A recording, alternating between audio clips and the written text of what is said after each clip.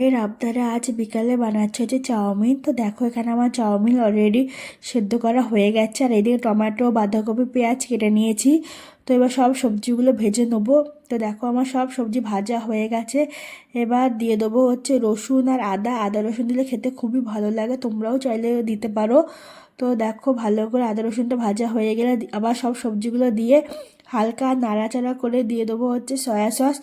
আর soya sauce দেওয়ার সময় আমি ভিডিও করতে পারিনি, ভিডিও করার কথা মনেই ছিল না।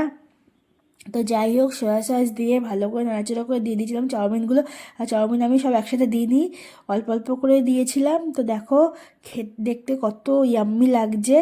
এবার এতে দেবো হচ্ছে আমি ম্যাগি মশলা। তো এতে ম্যাগি মশলা দিয়ে আবার ভালো করে ফ্রাই করে সার্ভ করে দেবো। তো সার্ভ করার সময় আমি পুরো রেস্টুরেন্ট স্টাইলে সার্ভ করেছি। তো দেখো এর ওখানে আমি হচ্ছে কী বলে চিলি সস, টমেটো সস, পেঁয়াজ, শসা সব কিছু দিয়ে দিয়েছি। দেখতে তো খুবই টেস্টি লাগছে, যার জন্য স্পেশালি বানানো হয়েছে। দেখি তার পছন্দ হয় কি না। তো চলো।